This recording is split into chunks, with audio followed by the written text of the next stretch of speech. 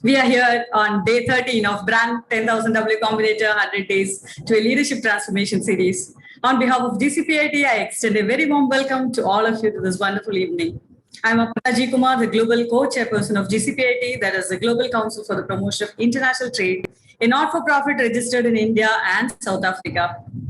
The mission of GCPIT is to handhold, empower, and support SMEs globally. Many have been asking us how to join GCPIT, how to get connected with us after seeing our sessions. If you would like to join us as a leader, or if you would wish to get supported and handholded by us in your business growth and business transformation, please email us at contact@gcpit.org. Moving beyond POC and transformation journey, we are having a very special person today with us to enlighten us on this topic. A large percentage of growth budgets are spent towards investments in AI and analytics. Studies show that 70% digital transformation projects won't achieve their intended results. An estimated 900 billion went to waste just in 2020 towards failed innovation efforts and transformation projects. Based on her 20 years of experience in insurance and digital transformation, she is going to share the secret sauce to successful innovation. She will also share the 5 pillars of successful digital transformation programs with examples and anecdotes today that is sure to resonate with you all.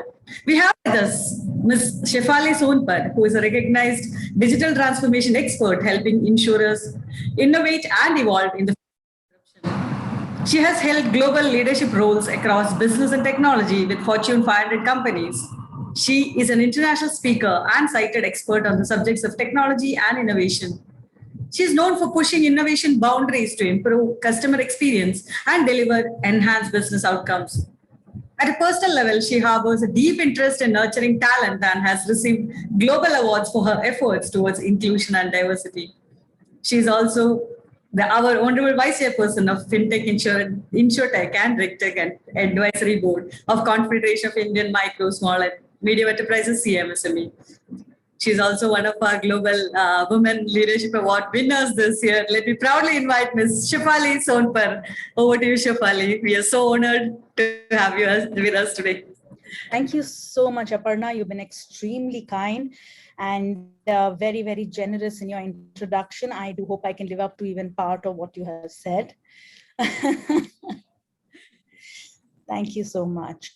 Welcome everybody to this audience, and I hope for starters we all are safe, our families are safe, and given this very unusual situations, we all are keeping our calm and making the best from the worst in our environment.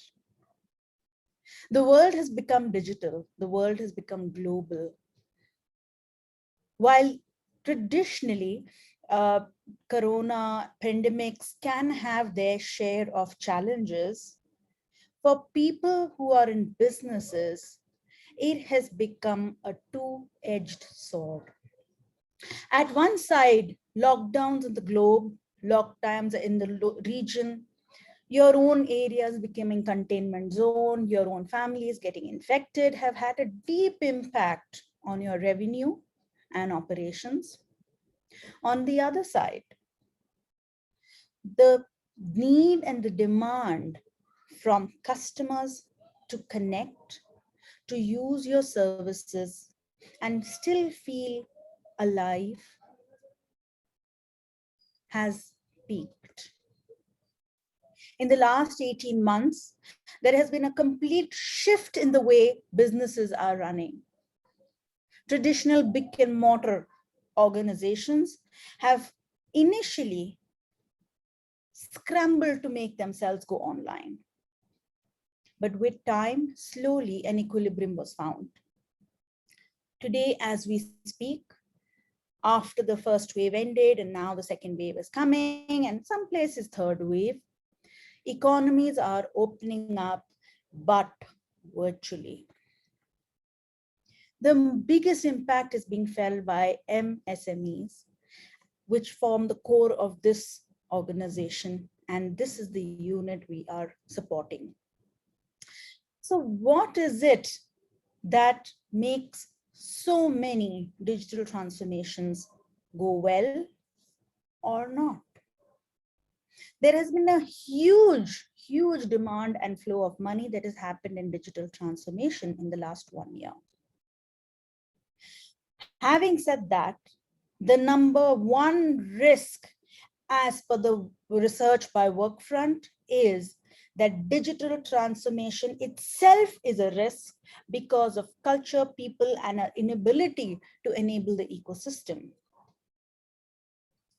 And also the fact that a lot of this $1.3 trillion that are spent, about 70% of that become technical debt or lost money to organizations, something that most MSMEs cannot afford.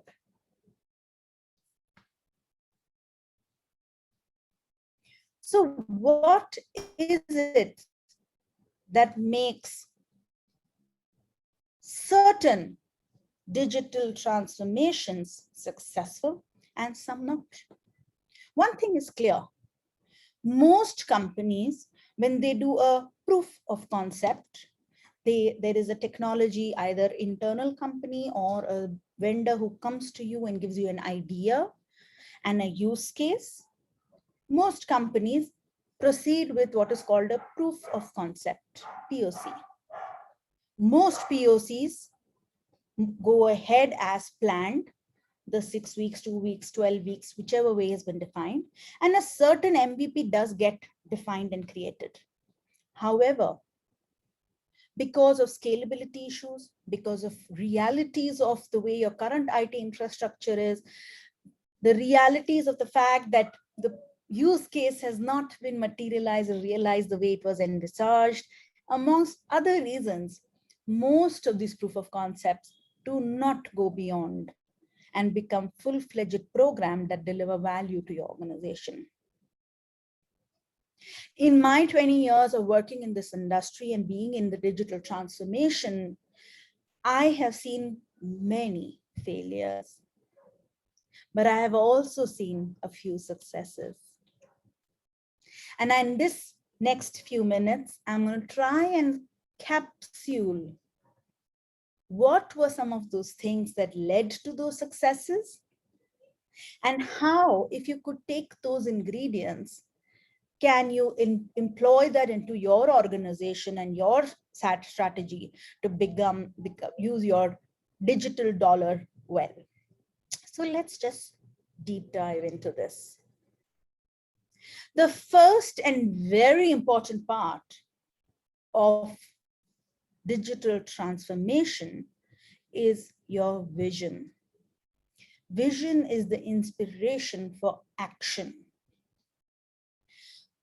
One of the biggest things I have found when causing failures is that there is an idea in people's mind, we want to become digital, but they don't really know what that means. They don't really create KRAs or KPAs that are aligned, and in, let's say, in the next 15 months or 18 months, we wish to achieve this out of this investment. A defined measurable outcome or a defined measurable state our organization should be in after the digital transformation happens. And if you don't have that North Star, it becomes very difficult for your team members, your employees, your IT organization, or your vendors to build towards that vision. As leaders, it is our first responsibility to have that vision in our own head. The North Star is what your whole organization and all your investments will work towards. Organizations that have spent time creating this vision, being clear about it, and investing time, effort, and their emotions into building this vision are the ones who are one step closer to achieving success. But vision alone cannot help. We have got multiple examples where visions have been created, but they have led to failures. Classic examples, GE. When a lot of people may or may not know, when General Electric decided to, in the I think it was early 2000s, decided to become a digital company. They had this beautiful vision. Unfortunately, their execution failed. And because of that, it became a classic case of where digital journeys fail. I can take numerous examples of where digital transformation has failed. And we can all go into our books and do a quick search and you'll find multiple examples, all the way from Disney and other examples. But what about the ones who succeed? They have got the execution right. Vision in action is execution. Now, what are the learnings from the successful program? We all know what went wrong, right? Many of us, I think all of us have been part of failures. So we all learn from the failures. Very often, we miss to enjoy a success and crystallize the thoughts on the successes.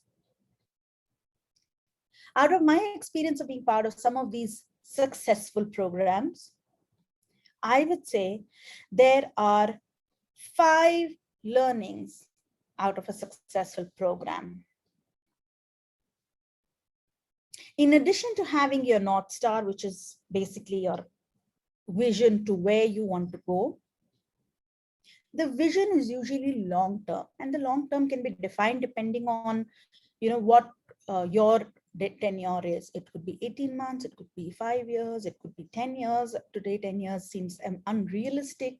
I think 2-year plans also are starting to become kind of scrap, if I may say. I'm seeing a lot of people having 6 months, 12 months plans. But whatever your tenure for the plan is, it becomes extremely important to have a governance model to ensure that our team in unison is working towards that vision.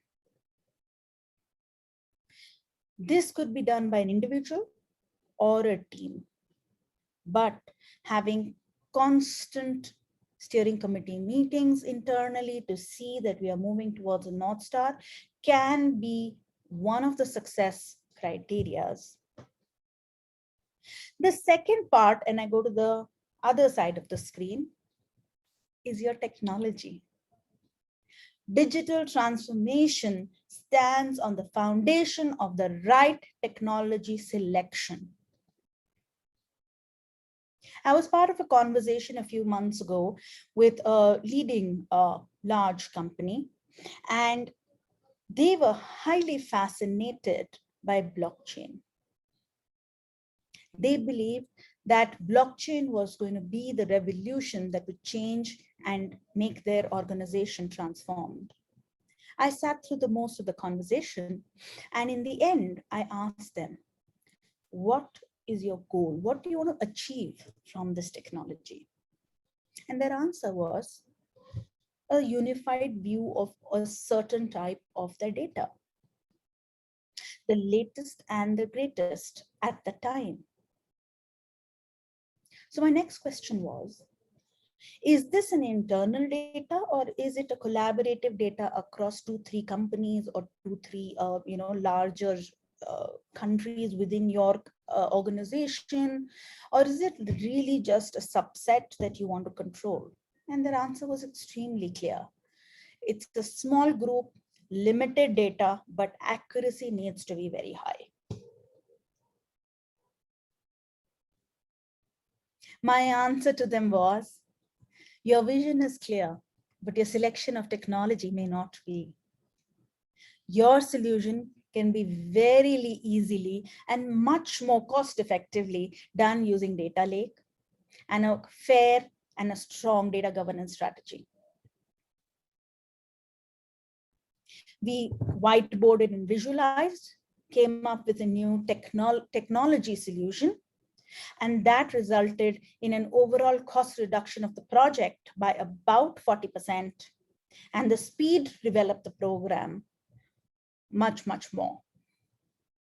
And the reason that is because we should not get fixated on the technology. Technology for the sake of technology does not create success. But how do you know which technology to use? If you go to a vendor, go to an IT person, they are all excited about the latest technologies and the greatest technologies. There's AI, there's ML, there's cognitive learning, there's NLP. They'll try and push that as the silver bullet for you. And they are not wrong. Where they are not completely knowledgeable is your domain knowledge, or the one on the second bullet on the left. The application of technology can make the magic happen, and you and only you know your business. When Amazon started their e-commerce site, they were obviously a bookstore. Then they said they want to be hyper customer centric. So the customers, when they turned around and said, we want to serve all products to be sold, to enable that to happen, to enable themselves to become a customer service or customer focused organization, they wanted to ensure that they are able to deliver on time, have the stocks ready, have their network ready, such that when a request comes for a purchase, they are able to fulfill it. They needed to build the technology architecture, and that's how they built the largest cloud and the robustest cloud infrastructure ever. Cloud technology was not the reason for Amazon. Business was. Technology enabled the business success. And that is something we all need to remember. The fact that the e-commerce site and how e-commerce customers behave, what the customer wants, what are the kind of products that can be delivered online, that's the core domain knowledge that only Amazon has. In my case, the reason I was able to very easily give a solution to this customer is because I come from the financial services insurance domain. And when I asked hard questions, knowing very well what the industry does, what their operations is, I was able to guide them to the right technology solution, which actually is very effective and less cost. So what I will say then is, for in your journey to make a digital transformation success, your partner ecosystem need to be your teams that enable you to reach your vision. The one thing in the organization you need to keep close to your heart, and I would say only thing you need to invest in, is your domain knowledge and know-how. Everything else can be outsourced. Today, we have the best-in-class niche solution providers. We have best-in-class off-the-shelf products. We have best-in-class individuals we can tap into. We may not have the bandwidth, energy, or the longevity to hire them, but we can still use our partner network ecosystem to get the best talent to deliver on our vision. Create that ecosystem. Today's economy is called a partner economy or an ecosystem economy. An ecosystem is very different from the traditional models of running businesses where you as an entity was a whole and soul. Today, it's all about partner economy. Look at Uber.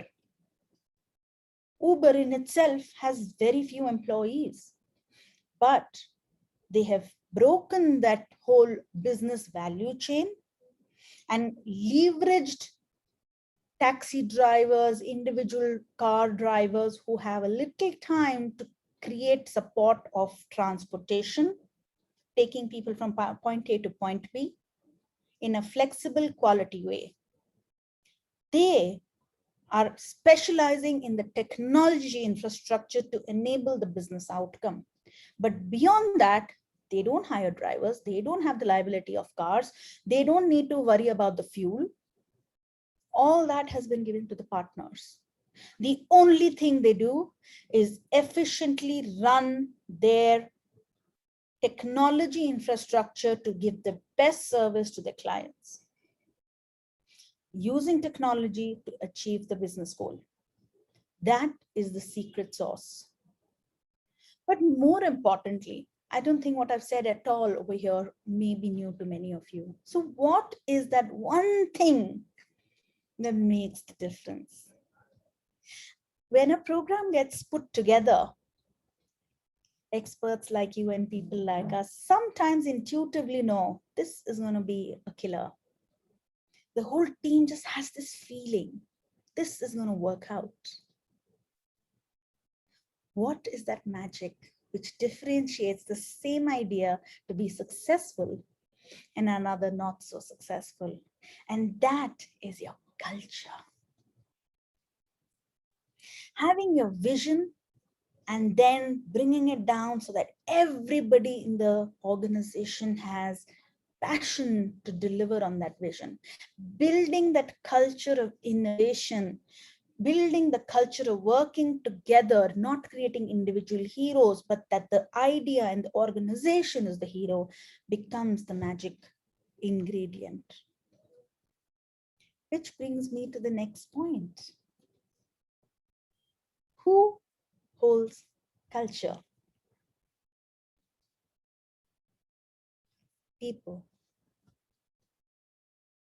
Organizations are nothing but a legal entity that are driven by a set of people who deliver on a certain promise. And when the people are aligned and bought into the idea, they will work towards your goal.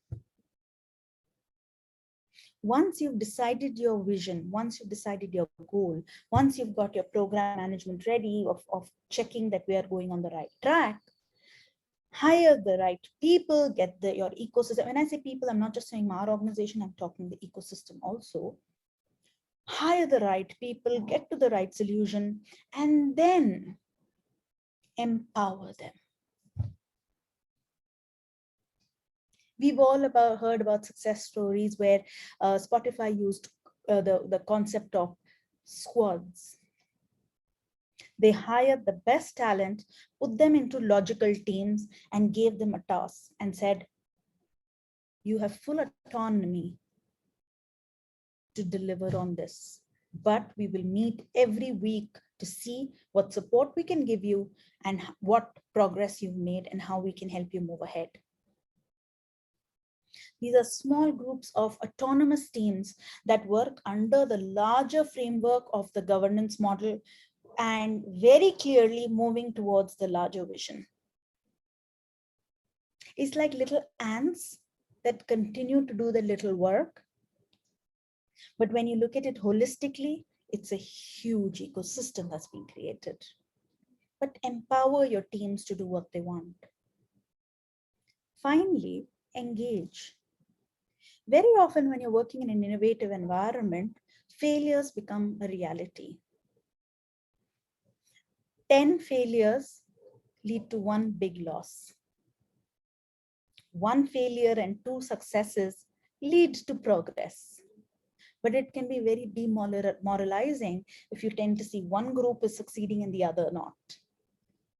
So as a leader, I urge you to engage. Even more so now in the Corona environment where we all are virtually working, the human touch has become very missing. Sometimes over communicating, sometimes bringing the personal touch can actually help the cause move ahead. Because unlike in the previous world where people could come to you and talk about the new ideas or challenges they are facing to achieve this vision, we now need to create a slightly more structured environment to engage. So I urge all of you leaders to take that idea in and engage with your teams. And finally, and most importantly, humans work for an outcome and a cause. Many people have turned around and told me, oh, we don't work for money. I am very honored to know that. But the truth is, most people do work for money. Rewards come in multiple ways, and we all know about our Maslow's law of hierarchy. The minute you have your stability, comfort, food, then you come into the social aspect, the third layer. Very often people's job and need to work comes in this third layer of social recognition and social affiliation. The last one is, of course, actualization. So as leaders, your vision will help you actualize it, but most of the people who work for it, the partner ecosystem, your vendors, your a larger ecosystem really work for the second or third layer. And so tweak your reward and recognition accordingly. Treat everybody equally. Give the benefits of the outcome distributed equally amongst everybody, even the squads that may not have been able to get success because those failures have taught you what not to do.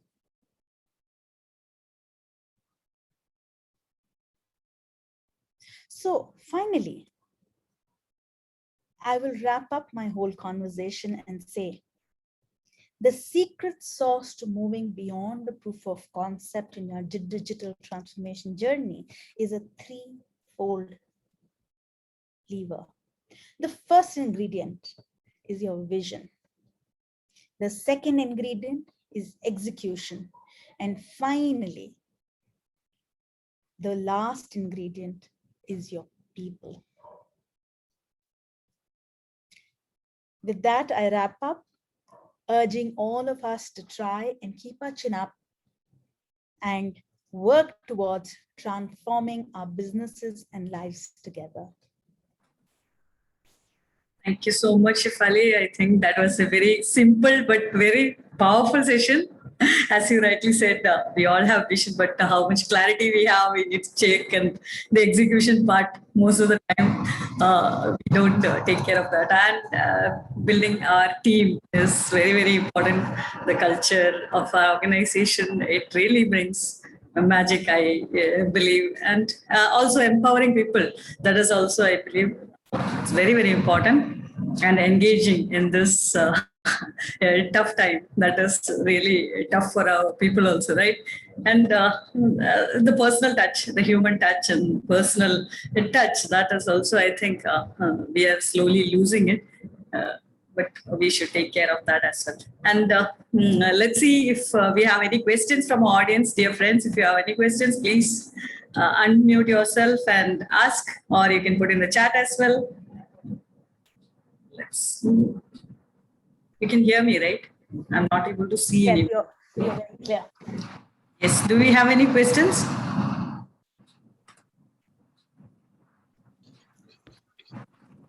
Yeah, Sudha is saying excellent session. Thank you so much. Thank you so much, Madhumita. Hi, Shefali. It's a very nice presentation. Only one thing I just wanted to highlight, as you mentioned, the empowerment of the culture of the employees plays a bigger role. Similarly, I just wanted you to throw a light, the majority of the culture, what also leadership should focus is on the acceptance of the failure. Like for the innovation, whatever you mentioned, many people don't get through into that journey because of the failure, the fear of getting failed in the culture. So how you think that leadership should make it prominent that it's accepted, failure is accepted in the culture, like in the process of innovation and the transformation? So it's very interesting you bring this point up. There are 2-3 perspectives I'd like to bring into this. The first is, most of us have evolved from what we call the industrial revolution, right? Earlier, we were in the agricultural, largely the agricultural kind of economy, where patience and having faith in a larger out of control ecosystem was true, because as we all used to say, rain can come, rain cannot come, floods would come, floods would not come. So a lot of our outcomes were driven and I'm saying before all the technology was there, it was in the unknown. So there was a lot of patience and faith there. Then after World War II, we went into what was called the Industrial Revolution. Machines were set up, industries were set up. And for Industrial Revolution to be successful, it was very important that all of us followed the predefined pattern.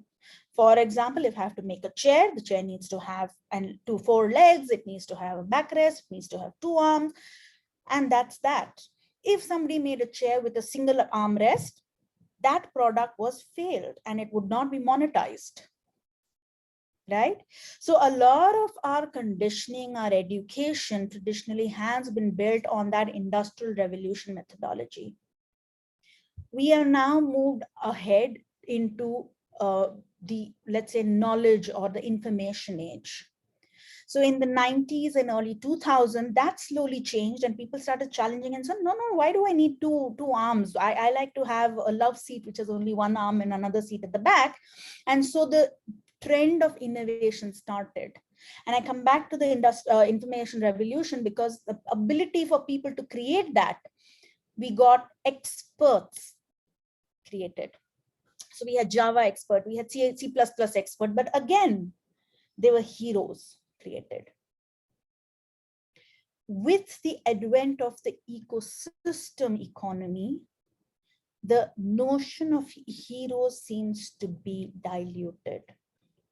Now, everybody needs to come up with an idea together to be able to create a monetized effect. Ultimately, we are in a capitalistic society. Let's be real about this, right? Even if you work for a social NGO, they turn around and tell you need to have at least a break even, right? Because it is a capitalistic society, and there is a reason for all of us to exist. To answer your question, our original mindset of create the full chair to make it sellable now has broken into much more smaller fragments. And so the concept of try first, fail fast is reality now. Earlier, when somebody said, I want to create a different car, a car that flies, I would invest millions of dollars and finally realize nobody's want to buy the car. But now I can create hybrids and keep testing the market. So to answer your question, the concept of innovation is really about failing fast and getting away from the traditional mindset of let's build this out and then find out if it's going to be marketable. So that's where the concept of spoke about squads. One squad takes one small part of the product and thinks of some innovation just on one part. It's not about boiling the ocean. It's about one small event or one small change. If one change fails, the larger organization doesn't feel the impact. And that is the core of failing. I gave that example, when you have 10 things happening and all 10 fail, the organization fails. But if you have 10 things happening and 3 fail, 7 kind of get successful, we learn from these 3. And that mindset is important. Small, just make it 2-week kind of pack it, bring it to the management, bring it to the customer. Customer likes it, adopt it. If the customer doesn't like it, take it out, bring another packet. So breaking the concepts into agile squads is one very successful method to move innovation and test failures faster. I'm not sure if I've answered your question, but yes, very much, Shefali, very much. Thank you so much.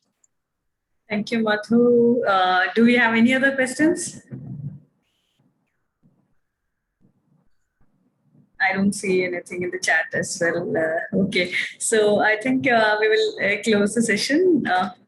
Thank you so much, Shefali. That was awesome, as always. I always admire your every session. And on behalf of GCPIT, thank you so much for joining us today. It was an honor for us. And I thank all our audience also for joining us today. And if you want to connect to Shefali, you can go to our website, gcpit.org, and you have an option to connect to her through email. And if you like this session, please go to our GCPIT's Facebook page and post your positive feedback there. And if you feel you are an exceptional leader and you want to join us in our mission, please contact us at gcpit.org. See you all tomorrow. Till then, this is Aparna G. Kumar signing off. Stay safe and take care. And Shefali, would you like to add something as a closing remark? No, I would just say thank you so much for the honor. I have learned tremendously. I've been part of this organization for over a year and a half now, and personally seen myself grow tremendously. Aparna, you and Santosh are fabulous mentors and leaders, and I hope that we keep growing by bounds through this transformational phase, and wishing all of us a lot of success. Let's stay connected. Thank you so much, Shefali. That is so sweet of you. And thank you, dear audience. Yes, let's meet tomorrow with another global leader. Thank you so much. Thank you.